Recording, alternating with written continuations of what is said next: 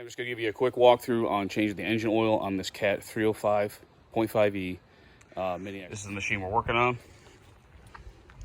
It's got a little diesel motor back here. You're going to want to pull the oil cap off first. There it is. Okay. Oil dipstick's down here. This is where the oil filter is. I've already replaced that. That's a Napa part number 55730 on this motor. And so I'll show you underneath here. This is a plate that covers up the drain pan. 5 bolts on that plate. 3 bolts on the front. 1, 2, 3.